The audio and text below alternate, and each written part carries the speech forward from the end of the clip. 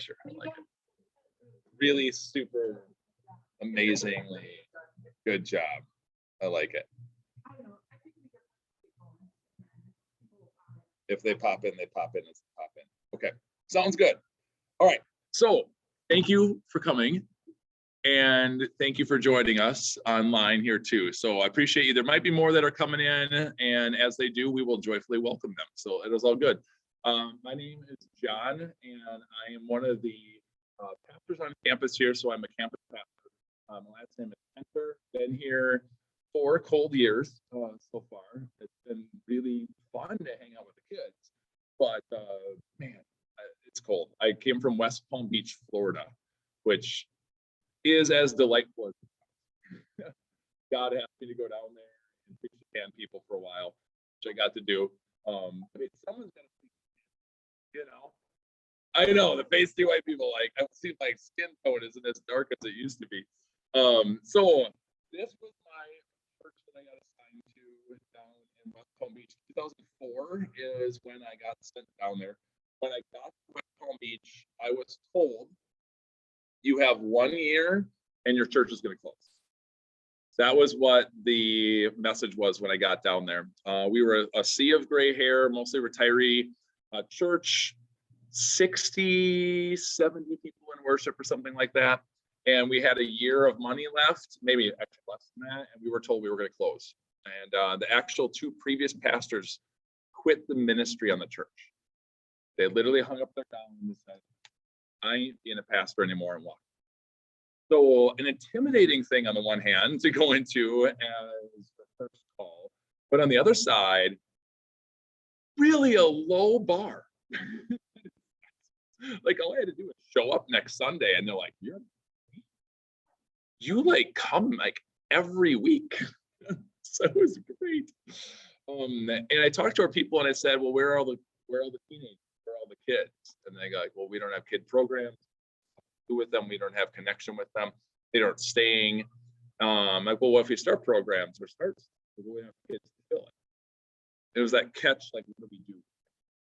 So I said, what if we became known as the church in the area that loved on families, that loved on teenagers, that was a safe space for them to grow, and we created fun things for them. And by the Holy Spirit's incredible blessing, God, by the time we left, we had about 100 kids in our ministry, 12th grade and young.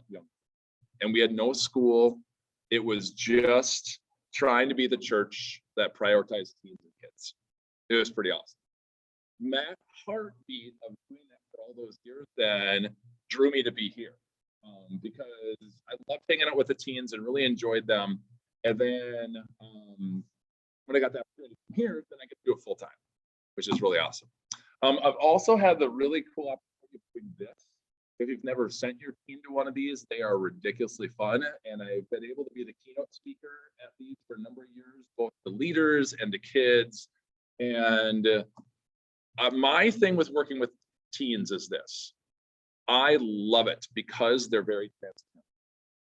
Sometimes it gets annoying as a parent. I have teenage calls too, and I have more that are coming up. But one thing I get frustrated with adults is we're good at the fake face. Kids tend to not be with that, which can be really frustrating and disrespectful. But you know if you have them or if you don't. And I'll remember to your teenage years, but at least for me, the teachers and non-teachers, but adults that I knew loved me and respected me, I would have run through a wall for them. I just would have.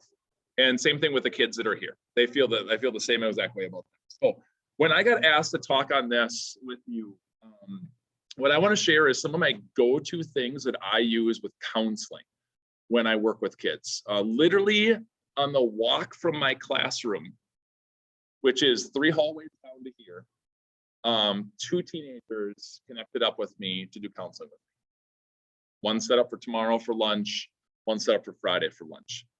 The kids know that they're only going to get grace and guidance from me, and then I'm all in for them. Last year I added it up. I went over 200 hours of counseling with the kids that are here. And what I want to share with you is some of the things that I share with them when they come to me and they say, I'm in this big fight of frustration with mom or dad. When they come to me and they say, I'm in a fight with my best friend here, or I deal with a lot of boyfriend, girlfriend issue stuff too. And help me, how do I fix this? How do I do this? So what we're going to do is we're going to talk again on some of those. I'm going to slide my little presenter mode over here. Switch What are you out. switching? What are you switching? Ooh. You're looking at. Is that Looking better? at you. We're gonna try this audio. We were told it was cutting out a little bit. That's not good. So let's try this. Let us know in the chat. All right. Is that better? I will talk now. Is our audio cutting out? No. coming through strong there. Here is the 12-second summary of what I just said. I like hanging out with kids. It's been fun. God's blessed it, and let's talk. All right, there we go. Is that good? That's a good summary? All right, that works. Okay, so again, this is stuff that I use when I am working with teens that have come to me for counseling. And a lot of times it has to deal with like things aren't working well with mom and dad. So maybe you know this book, The 5 Love Languages. Answer in the chat if you know about this. Have you read this book at all? Julie? Watched his videos. I don't think I've read it. Okay, so you have a good basic understanding if you've read through or watched some videos on him. If you've not read this book, I highly encourage you to, or you can watch some videos and seminars on it. Ironically, I'm teaching the seniors right now this. We just spent 2 days on love languages, and it's been a pretty spirited conversation. When I talk with a teen and they're having a problem with mom and dad, this is my first thing I go to, is to help them understand what's your parents' love language. So since I'm talking to you right now, what's your child's love language? Because way too often what happens is we miss each other. We're trying to show love, or the parent feels really frustrated, like I'm pouring into you and you're just not getting it. Or the kid's feeling, I don't feel loved by mom and dad. By the way, before I go through the 5, I asked my seniors yesterday, how many of you feel loved by one parent more than the other? A lot of hands went up. A lot of hands went up. And one thing I said to them is, again, I'm teaching them yesterday and today about love languages. I'm guessing, it's not always true, but I'm guessing it's because that one parent has loved you intentionally in your love language. And so you feel more connected to them. All right, so if you don't know what these are, I'll go through these pretty quickly because some people already know what they are. But the first one here is words of affirmation. These are in no particular order besides this is mine. So I picked this one first. Words of affirmation, you love to be loved verbally. So for me, with my daughters, I'm a dad who very quickly and very regularly says, I love you. Very quickly, very regularly says, you're doing great, well done, pouring compliments onto them. And that's because you tend to love others the way you love to be loved. It's not always true. They say about 75% of the time it is true. But for me, at least, I'm words of affirmation coming in and words of affirmation coming out. So if that's you, understand and try to pick your love language. And if you have one or multiple children, try to understand as we talk through these what you think theirs might be. And by the way, again, you can typically find out someone's love language in one of 2 ways. Either A, that's how it's obvious the way that they love others, or B, that's what they complain about. Like, you never do fill in the blank. Well, it's not that you never do it, you're just not doing it enough for them. And so it's their way of trying to communicate to you, I need more of this, okay?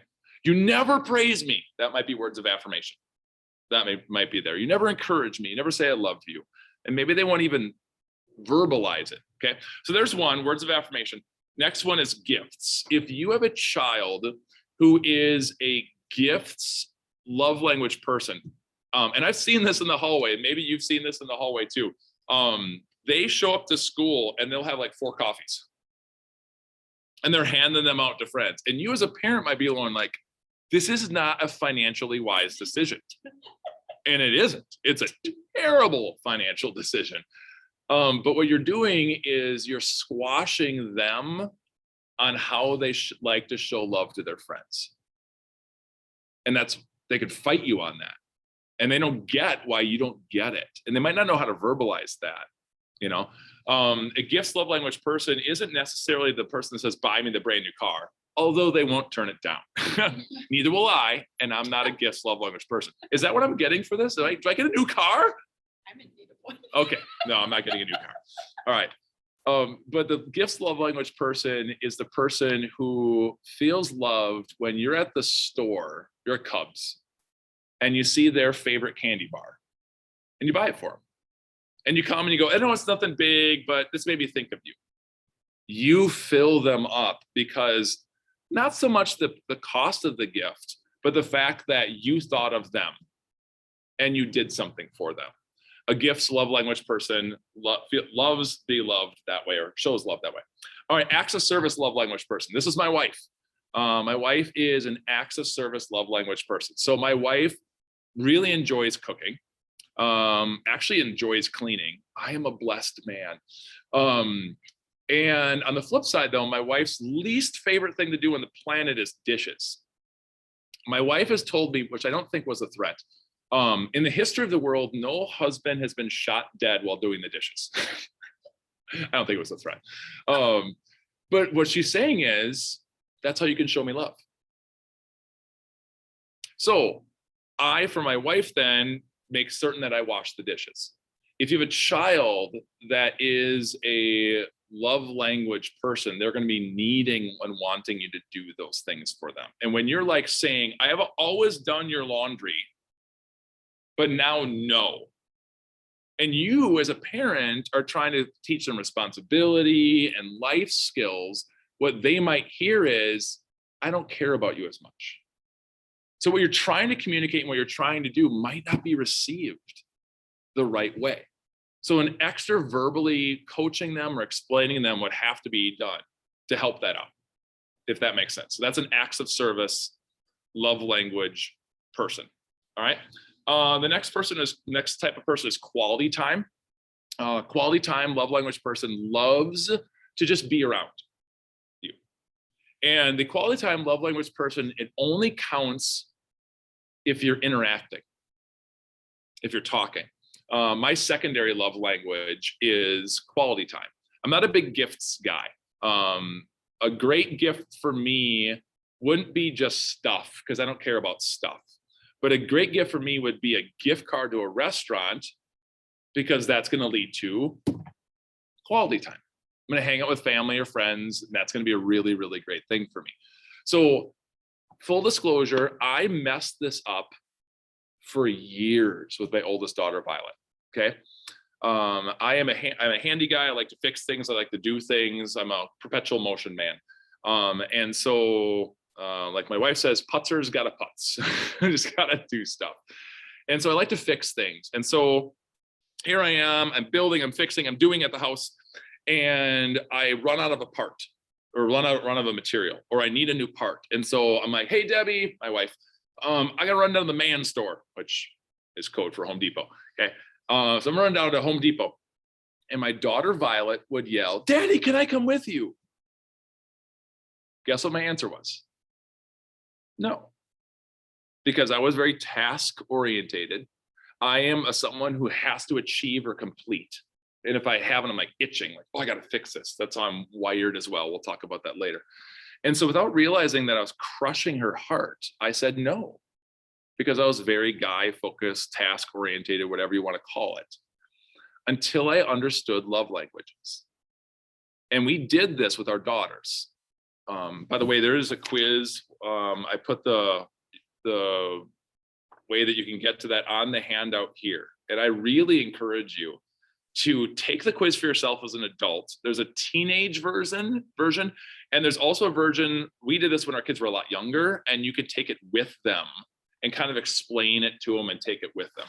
And we did this with our daughters, and that's when it just hit me like a ton of bricks, how I failed as a parent for all these years with my daughter, Violet, because she is a quality time love language person and an acts of service person. And so now, anytime Violet says, can I come with you? Guess what the answer 99% of the time is? Yes. yes, wow, I'd love to hang out with you. And now that bond has grown even better. By the way, during those years when I was saying no, were part of the roughest years with her.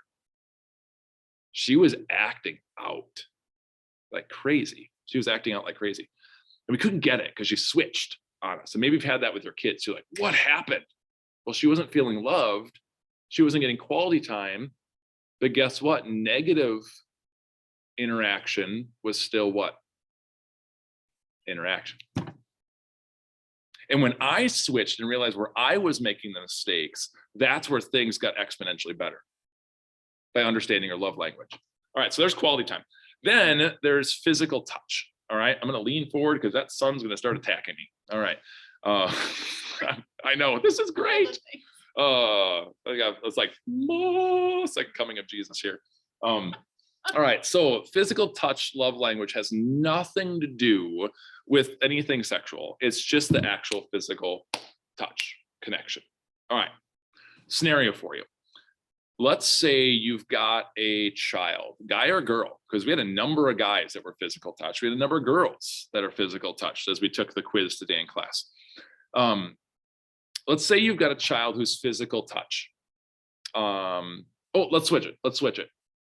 Let's say you have a child who's quality time and you're physical touch and you watch a movie together. Who's filled? Who's fulfilled? You. If you are sitting by the couch and they're kind of leaning, especially if they're a younger kid, right? If there's that physical touch that's there, you're being filled. But they aren't because they're quality time and you're not talking with one another. Or flip side, if they're physical touch and they watch a movie and they try to cuddle in with you and you're like, oh, it's been a busy day. Like, just, can I have my space? Do you realize what you've communicated to them without realizing it, without knowing it, without trying to hurt them? I don't want to be that close to you. So understanding your child's love language makes a massive difference. And sometimes we can accidentally have the same love language as a child. And maybe you have maybe you have multiple children, I have multiple kids. And maybe you feel closer or more easily connected with one kid than another. And it might be that aspect that your love languages match. And so it's pretty effortless. And there might be another child that you're like, we don't connect. And it might be the fact that your love languages don't match. You haven't figured it out yet, and you haven't been intentional in it. So this is one of my go-to things. I hope that explanation's made sense with all the examples that I've given you. So my strong encouragement for you again, and you can find the how-to right there. The link is right there on this handout. And you can take it for you. If you're married, take it with your spouse. And figure out theirs, and then have your teenager take it by themselves or with their child if you have a younger kid, and then walk through it together and ask them, how can I do a better job with this for you?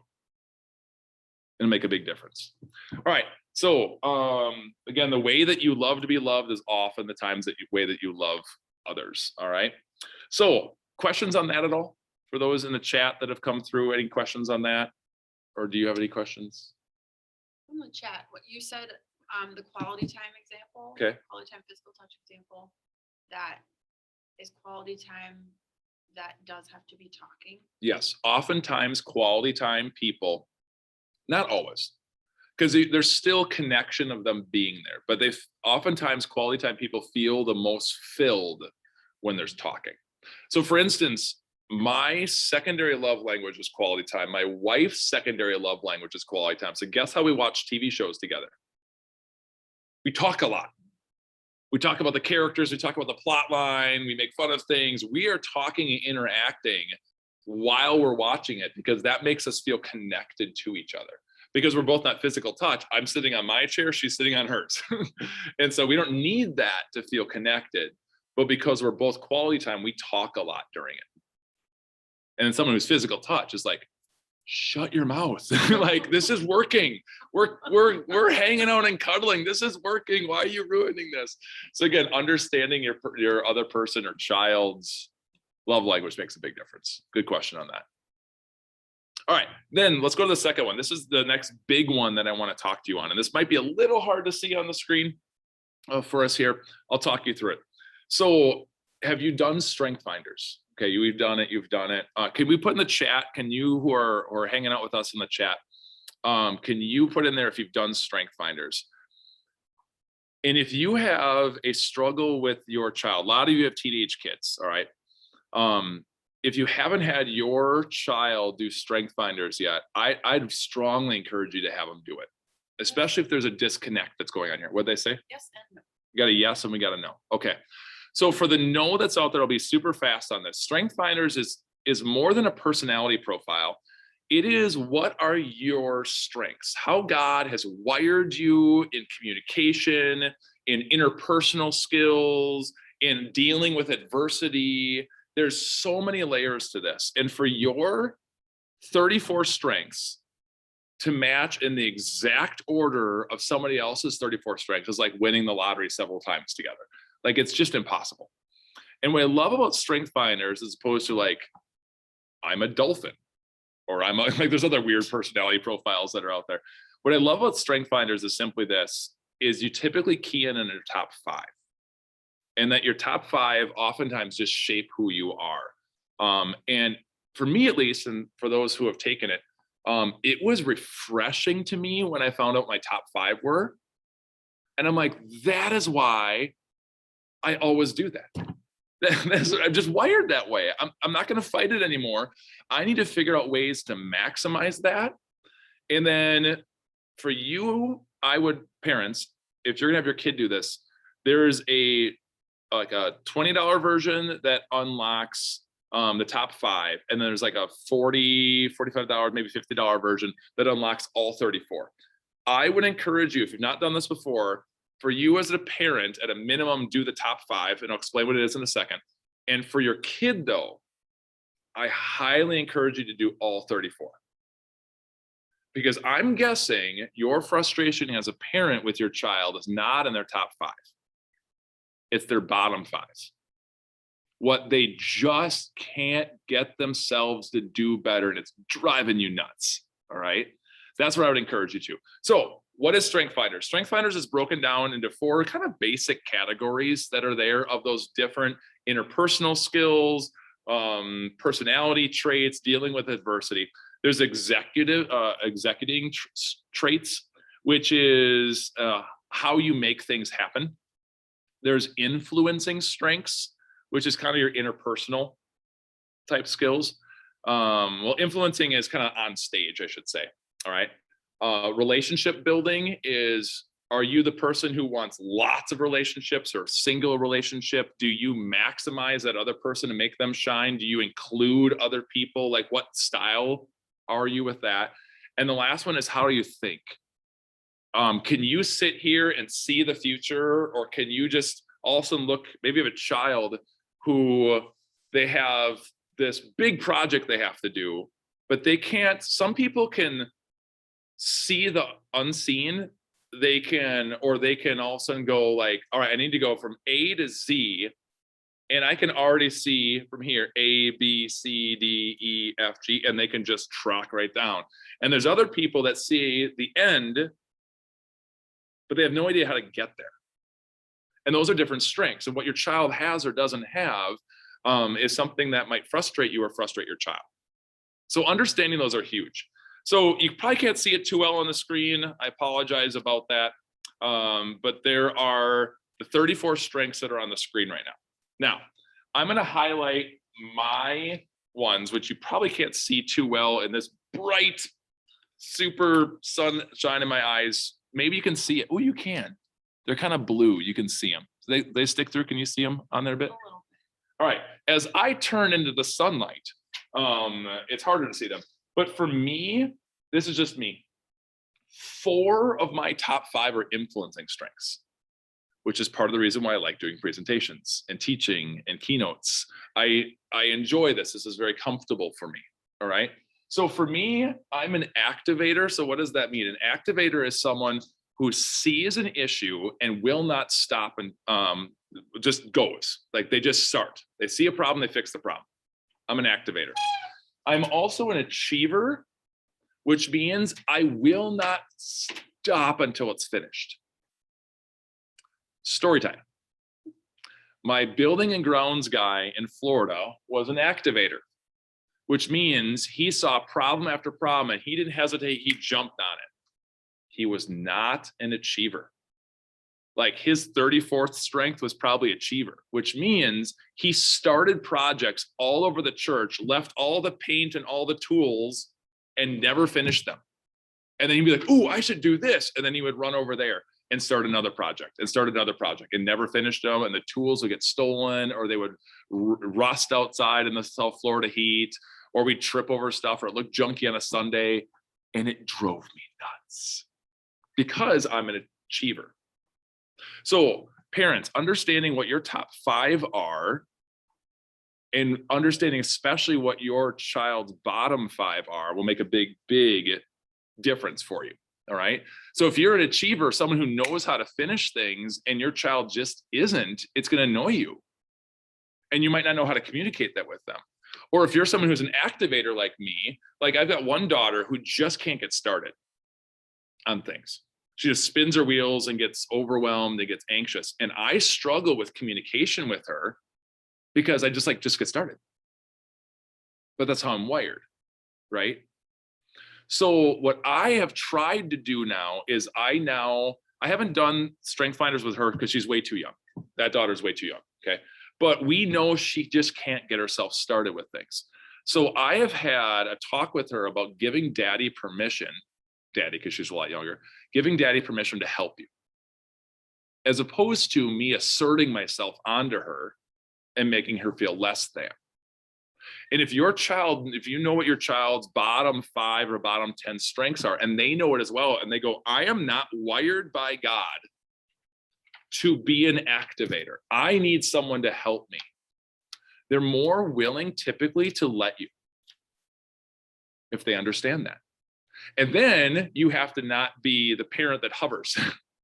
You help them get started and then back off. So having your child understand what their shadows are will help you be able to get permission from them to help them.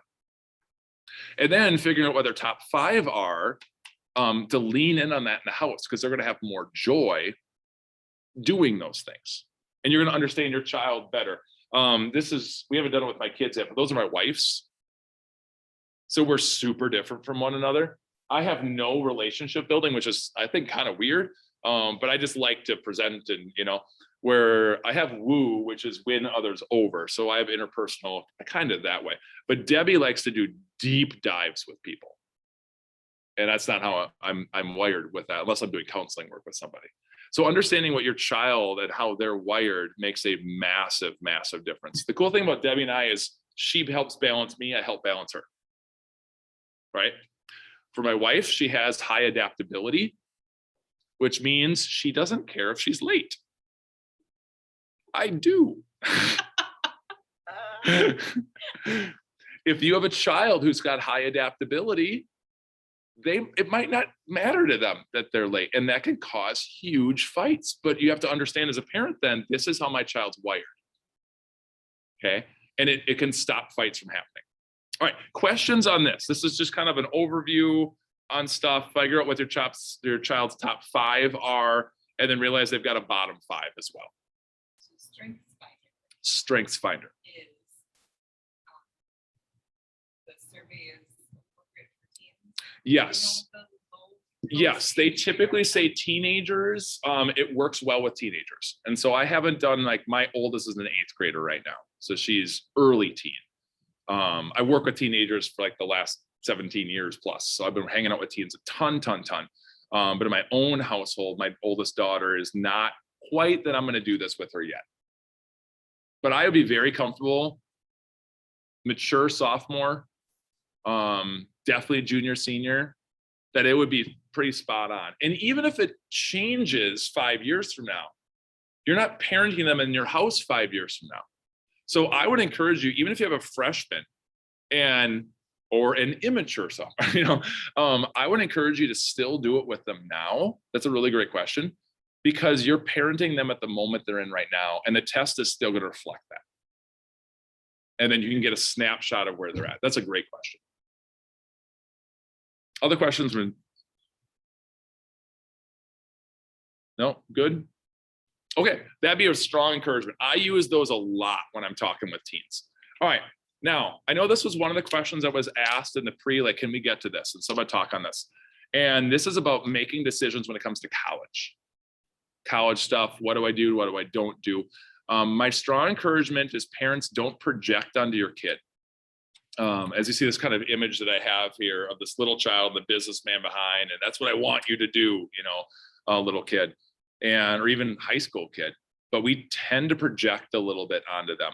It is good to push our kids. It is good to help them to rise above. It is good, especially if they struggle with like where I think I can achieve to encourage them to achieve higher. Those are good things. It's another thing to say you need to do this when that isn't them. And so as a parent to watch that, or you have an alma mater where you went to school, you know, I've had kids and teens that have told me like, I will not go to fill in the blank of the school because my parents are telling me I have to go there. I'm me, not them. And they even told me, I think I might have actually wanted to go there. But my parents pushed me so hard, I don't want to now. So to let them make that decision to be the guide on the side, all right, to be the guide on the side. Now, a couple things for you. So the many high school students are undecided, still undecided. I work mostly with seniors here, all right? And the start of senior year, their eyes are about this big because they realize the question they've been asked since they're 5 years old, you know, Uncle Frank, who doesn't super know your kid very well, is going to ask your child, what are you going to do when you get bigger? They have been asked this question by close friends and people who don't know them, because that's at least something you can ask for a long time. And all of a sudden they realize senior year, oh nuts. I don't know that I know what I need to do right now. And my strong encouragement I keep giving them is, it's okay. It's okay to not know. Most don't know. Most people are undecided. Here's some stats for you. Then for the blanks here, you can pick one of them to put down here. 50% of students with a major change it 3 to 5 times while they're in college. 50% change while in college 3 to 5 times what their major happens to be. 30% of college students are in college and they're undecided on what their major is. They just went, okay, I'll just do freshman year, but I like this school, so I'm going to start there. 30% of college students are undecided. Now, this person I'm talking about, these 30%, have they failed? No, but we need to communicate that well to our kids that you haven't failed. 70% of students change their major at least once while in college. 50% change multiple times, but 70% to 75% change their major at least once. Now get this, here's the follow-up statistic that's not gonna be on the screen. About 70% change their major once while in college. Then they graduate with a major. They finally graduated with a major, okay? 10 years later, 70 or so percent of college graduates are in a job that doesn't match their major. Think about that. I'm no math doctor, but that is not a high percentage of students in high school who go, what should I do with my life?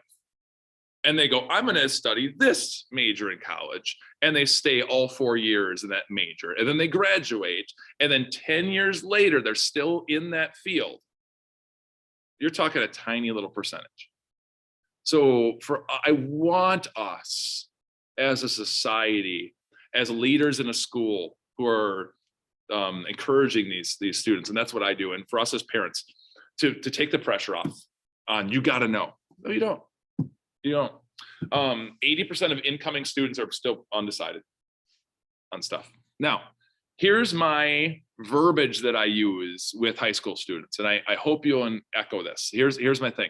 I say this to students all the time. They're probably annoyed by me. Good. So that they know it. Here it is. I tell my students all the time, when it comes to college, you are choosing a direction, not a destination. You're making the best decision with what you know right now. We had a student from last year who was absolutely convinced he was going to do this. I'm not going to say what it is because I don't want you to figure out who the student is. Okay. He was at college for a month and all of a sudden he quit, came back home. And he felt a bit like a failure. And when I talked to him, ran to a football game, and I was like, good on you. Good job that you went, this isn't going to work for me. How did he know this study field wasn't my study field until he was really in that study field? He didn't go do a job that he despised for 40 years just because I made a decision. I said, good job on you, and tried to uplift him and encourage him. He now is choosing the next best direction, and now he is doing trades. And he realized I love being at home. And he's like, if I get married someday and I'm going to be doing this job, he'd be gone a ton. And he's like, I want to be at home. I want to be with my family. I'm like, these are God-pleasing good things. How did you fail? Well, because we wired him, you got to do this, right? So you're choosing a direction, not a destination. All right, so that's my verbiage I use. To gap year or not to gap year is a question I get a lot as well. I strongly encourage people, if you don't know and you want to explore and widen your worldview, go. If that is your heartbeat, be safe, but go. College will be there. You know how hard it is to graduate from college and then go get the experience of whatever it is for a year? It's near impossible because you have all these bills you got to pay. So if that's your heartbeat, I strongly encourage them to go. Do it if you can with a friend so you have security with them. But I encourage them to highly consider it. So sorry if you disagree with that, but that's my encouragement if they don't know for certain. If they're like, I kind of think I don't want to do that. I think I should do college, but I just don't know where. This is my next advice, and this isn't on the screen. So there's nothing written down for this, but I think this is gold. I encourage students, if you know for certain this is the college I want to go to, well, then with joy, go to that college and be undecided. If you're undecided in your major, and if you're undecided in your where, go to community college. It is crazy cheaper, right? And then whichever of those two routes that you go, community college or the college of your choosing, but you're undecided, here's my gold advice that I give to students. Don't freshman year take basket weaving as an elective, or bowling or tennis or something like that as an archery as an elective. What I strongly encourage them to do, and I strongly encourage you to do, is ask and encourage your incoming freshmen to find a required sophomore year class, a math, a science, an English, a history, whatever it is, that doesn't have a freshman prerequisite, that you have to do freshman 101 before you get a 102. Find a class in their college must-do schedule that doesn't have a freshman year prerequisite and take that as their elective freshman year. That means then at the end of freshman year, they decide, I'm going to go do this, whatever their major is. Now, when they get to sophomore year, they'll have more room in their schedule sophomore year to take a class they probably should take in freshman year, and they could do it sophomore year. And they'll be way less stressed, and they could be way more focused and do way better on that study course that's there. So that's my gold advice that I give to people. Take a sophomore year class or two, depending on how much space you have, that you can do freshman year if you're undecided. And then you're helping yourself for the future. All right. Other thing when it comes to college is this. Over 90% of Christian teens, if they don't go to church in the first 3 weeks of college, won't go at all. They won't for 4 years. Now, they'll maybe go to church with you if you're a church-going family, when they're home, because that's my home life. That's home me. That's what I do at home. But my college life, I don't.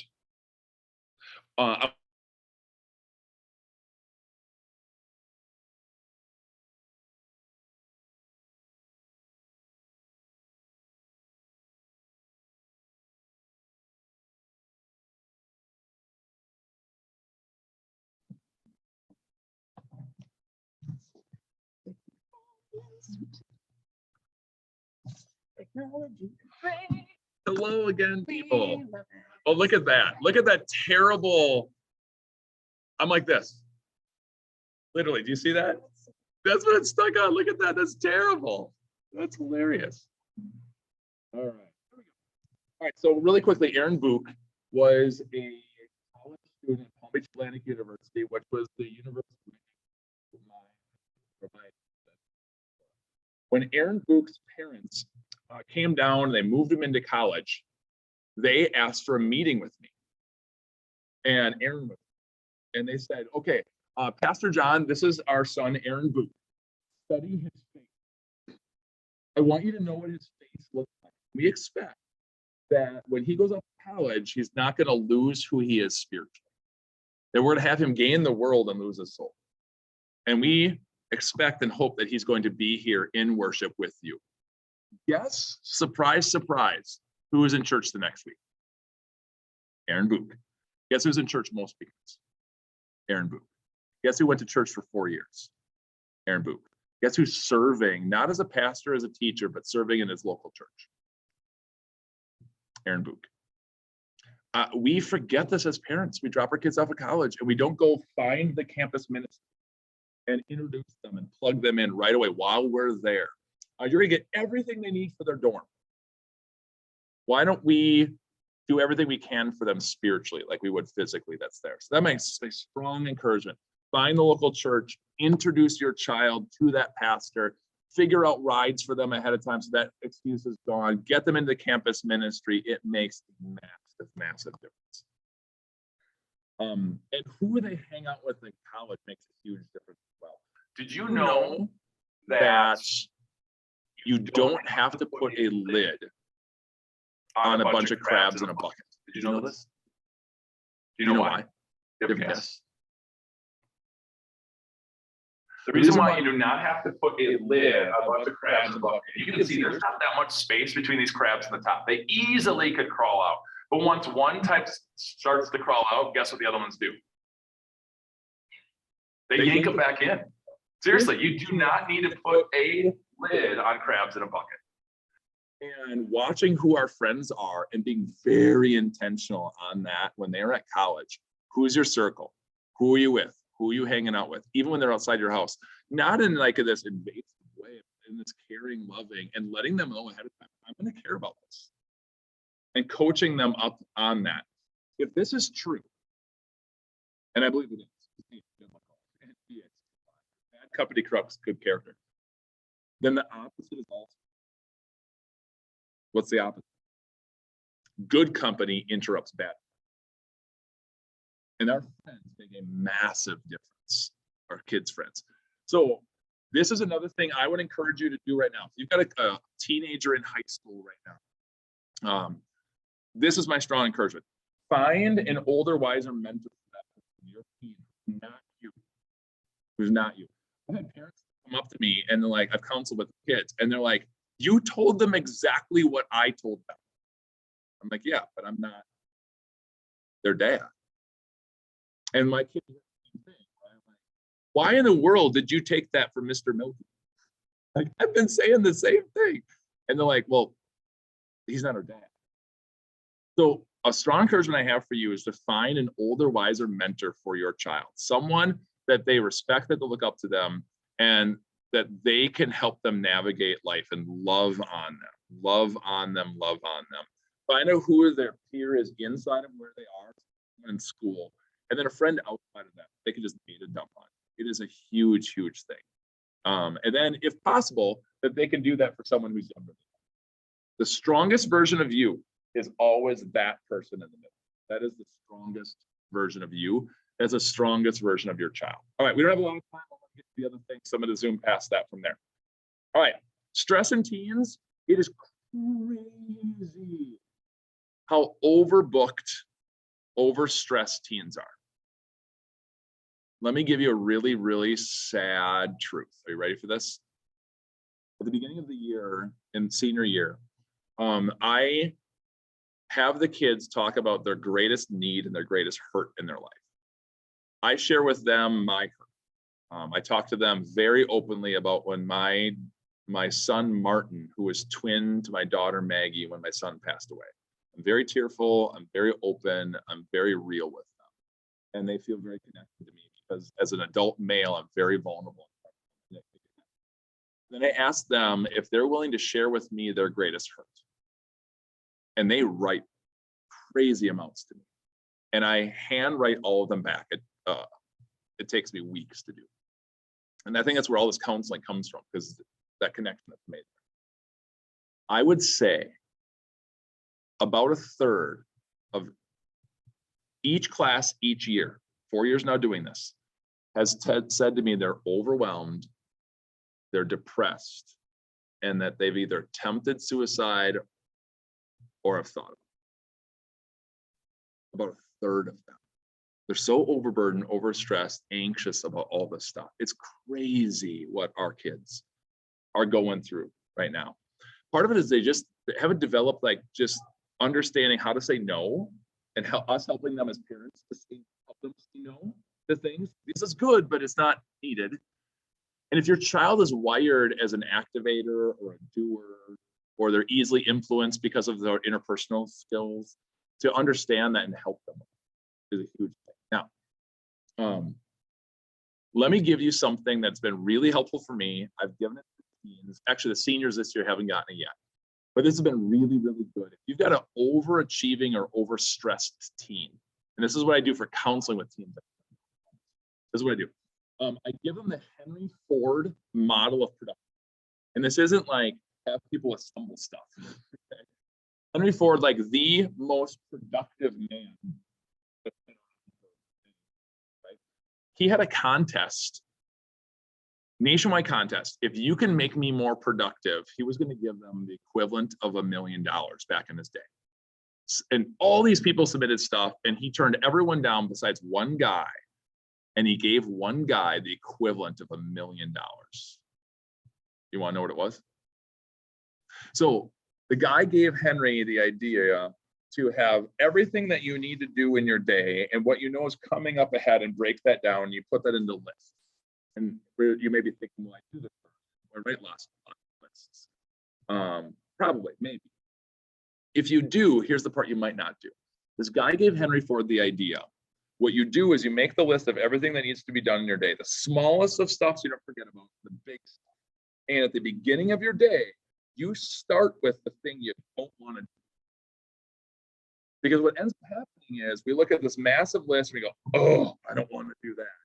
And we go to our list, all this tiny little stuff, and we do all those tiny little things. We feel good. I'm being productive, and you're crossing off the list.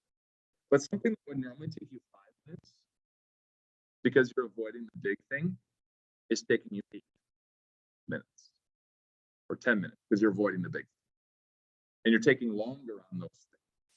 And then what ends up happening is you get through all this list of all these little things, and that big thing is still daunting and out there, and you go, I've been pretty productive. I could use a break. And so you take a break. 15 minutes to the 20, 25 minutes, and you still haven't done this. And that break is relaxing because you're stressed because the big thing's coming. So his encouragement is, this is what I get to teenagers. Whatever you don't want to do, you start with it.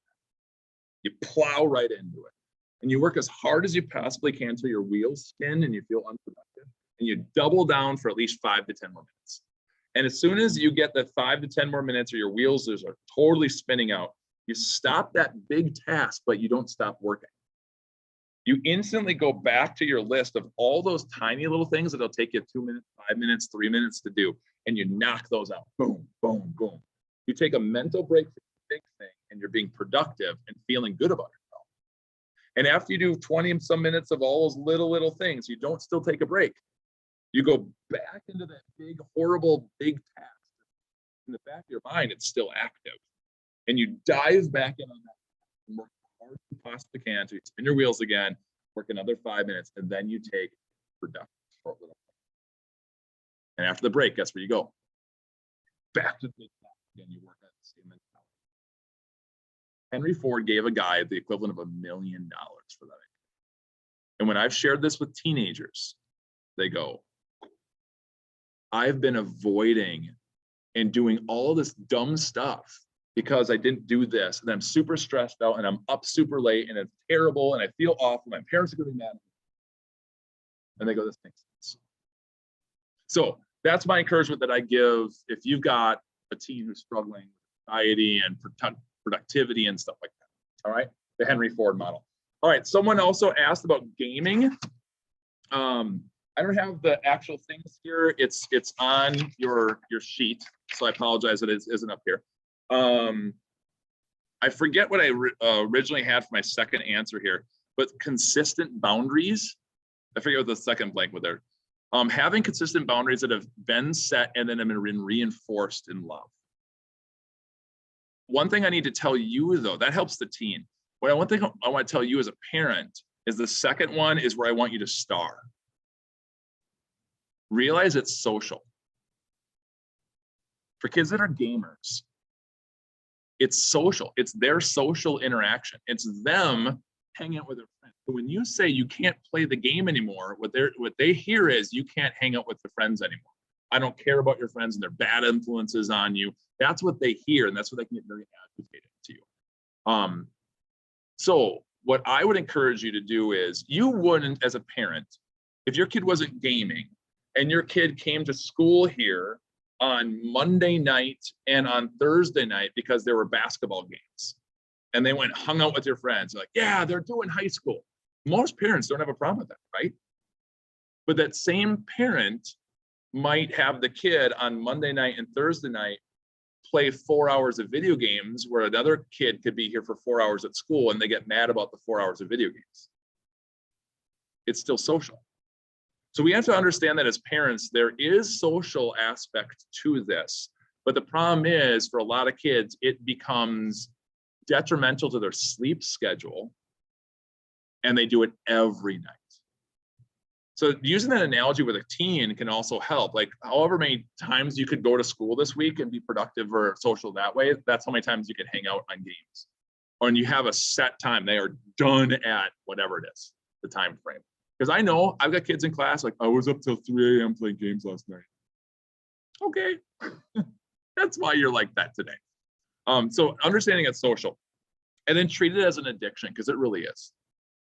If they are struggling and they can't get, you need to get professional counseling for them. And there are therapists who are licensed in this, who know what to say and know what to not say. They're going to help your child. So if you've got a child who is addicted, that it is an addiction, and to get them help.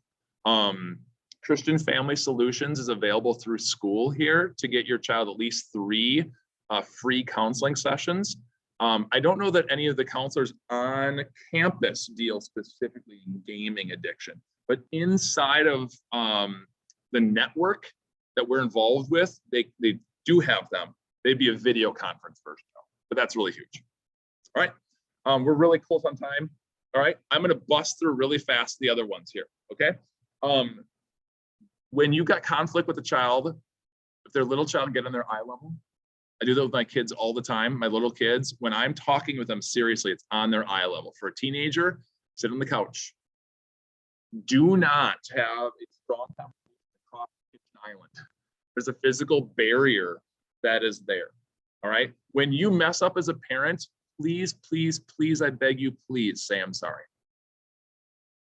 I asked my teenagers, do your parents ever say I'm sorry? And most of them said no.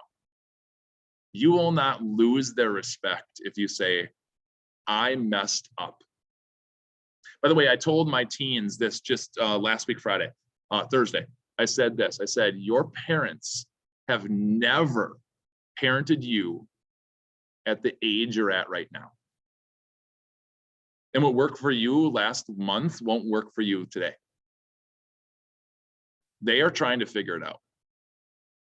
But my default is I believe they love you and they want what's best for you.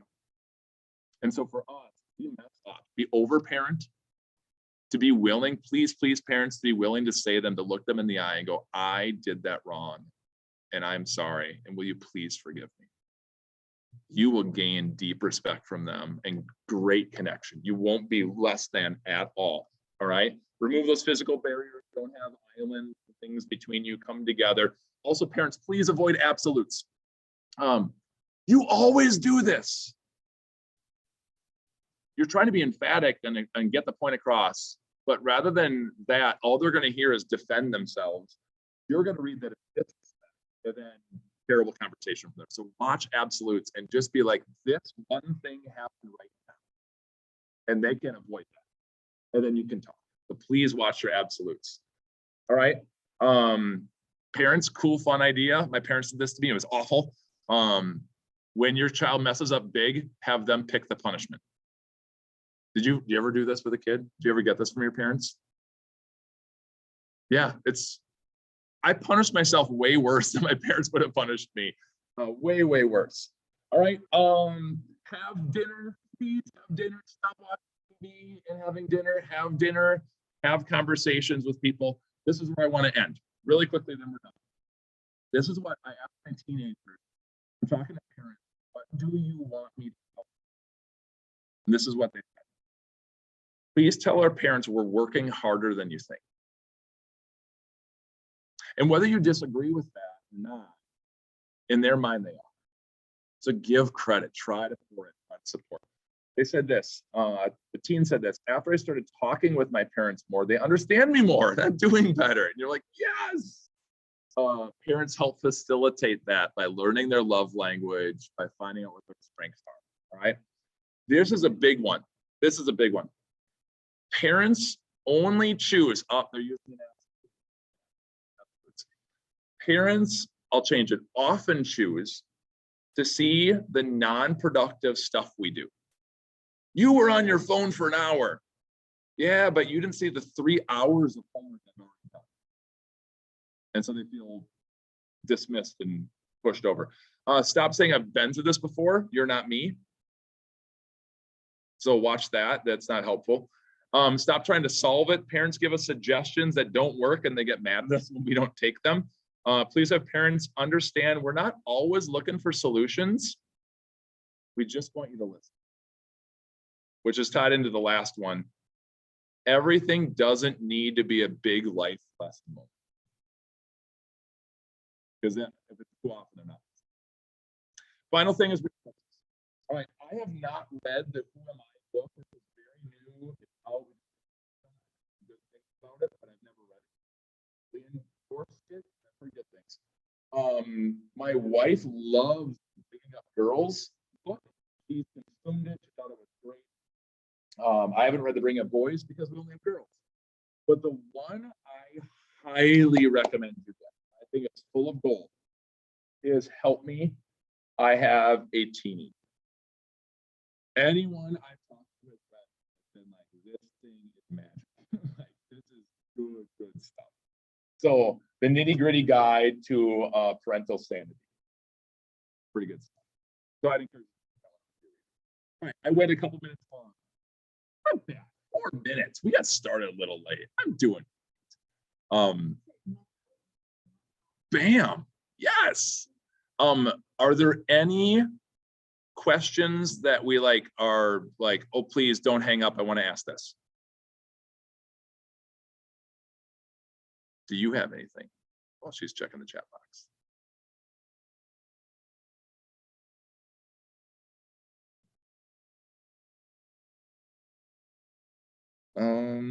Family dinners. Sorry. Yep. On that, the biggest factor is family dinners. And let me tell you, I can tell as an educator which kids in my classroom are having conversations with mom and dad in a productive, actual way. And most of that is around the dinner table. Now I get it, kids are crazy during high school years, and so that the time might shift. But anytime that you possibly can, that you are together. It's funny how many parents have come up to me and said, like, your classes were like one of the ones we talk about, like what happened today? What was the illustration today on stuff? And so it's funny how many parents have come up to me about learning about things from class and stuff. So I'm like, good on you, mom and dad, that you are being intentional and being active in that connection. There's something special about breaking bread together and having food together. Got to eat anyway, right? Got to eat anyway. So what big thing is family dinners, and it's the easiest thing. You know, avoid the TV. Get around the dinner. Yeah, thanks for asking on that. Anything else from chat box?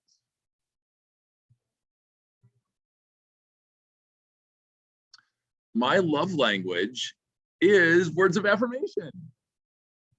Ta-da! No, thank you for that. I've been, as this has been coming up, and I was like, oh, please, like, what do you say? So I'm glad that it resonated with you. And if you have follow-up stuff, let me know. I'm happy to help any way I can. And again, as you know, it's always fluid. What works today won't necessarily work a week from now.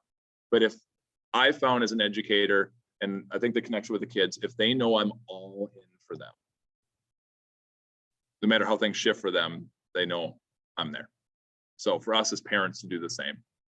And by the way, I'm eager to see how all of this continues to grow in all the kids here. So thanks for tuning in. Let me do a quick prayer. All right. Lord God, you've called us in an amazing, incredible way to be able to be parents to these special gifts that you've given us, our children. Lord, it is an imperfect thing for us to do. We can't always figure it out. Lord, our heartbeat though is there for them. And so Lord, give us wisdom beyond our years, wisdom beyond our experience. Give us the patience that we need when things aren't going well. And then also the patience in our children, that they just see us for who we are, someone who wants simply the best for them. Forgive us, Lord, for the times that we have failed. Forgive us, Lord, for the times that we haven't apologized to our kids about when we've failed. And Lord, grow our relationships, and may our children always know that we love them. May they always know that we love them. In you, Jesus, that will be. In your name we pray. Amen. All right. Thanks for tuning in. I appreciate you. Thanks for coming in as well. And I don't know how to turn this off. Are you the person who turns it off? Ooh, I got a clap.